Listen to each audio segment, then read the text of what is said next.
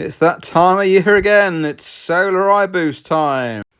Right, so this one isn't the balloon bridge rectifier for a change. I've seen this problem before though. Basically the power goes through to the element regardless of what's going on. Usually it's blown one of the MOSFETs or something like that. So we'll get it opened up and see what we can. Right, so I've got it apart. This is a first. I've never seen this before. So that resistor there is blown. I think it probably goes to one of these. But yeah, that is a first. I've never seen that blown before. There we go, something different for a change. Bridge rectifier does look a bit ropey, but customer says it turns on still. But yeah, there we go. That's got to be a first. I noticed the on the left-hand side of this as well. There's you see how the trace is quite darkened coming out of that. So yeah, that looks rough. Right, so I'm just doing some testing. That IC appears to be okay. It is slightly off, but I think it's this causing the weird readings. So that resistor's blown. That diode's blown, and also this on the back, which is I think it's either the diode pack or the MOSFET, one of the two. I think it's the MOSFET is blown. So yeah, get them taken off, and then we can make some more readings and go from there. Wowzers, you can tell it's been getting hot, look, because you can see the black through the board. And that black is literally coming from that 10 ohm resistor there, so it's been getting seriously hot. So I've taken the MOSFET off, and yeah, it's rather short. So basically it appears that diode's actually okay.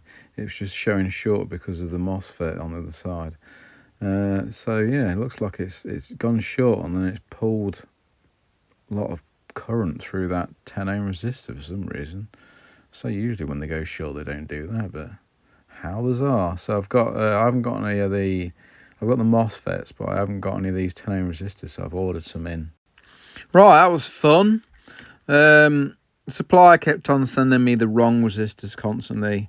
I'm measuring them right, and they're just sending me the wrong ones, so I'm just like, I give up. So we've just fitted a larger resistor, same rating, just bigger wattage, but it fits fine.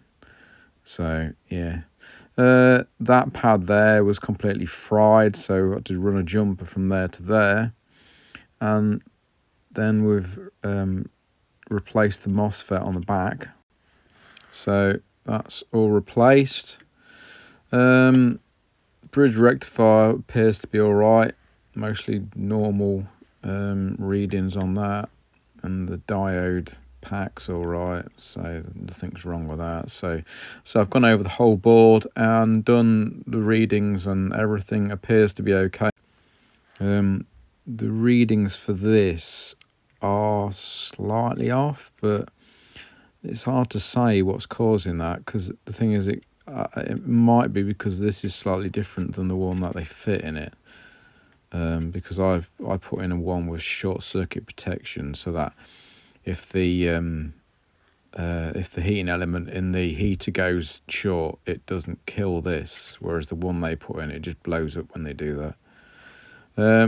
So it might be that, but they're in the ballpark anyway, and that's not like fried or anything that I can see, so we should be good. It's just a weird one because I've never ever seen that resistor blown up, so it is a bit strange, to be honest. But yeah, that was short, and that has basically caused the that resistor to blow there. So it is a bit odd, to be honest, but so I've not ever seen this issue before. That pad there between this and that was kind of, well, you can see, look, it's burnt, but it tests fine. I've seen that blown up before, but I've never seen that blown up before. But the readings are all within the ballpark anyway. There we go. All done, all ready to send back. Job done. Seems to be all working all right anyway, because if we force it on, it's saying tank hot, so that's what it's supposed to do when there's no nothing plugged into it. So she looks good.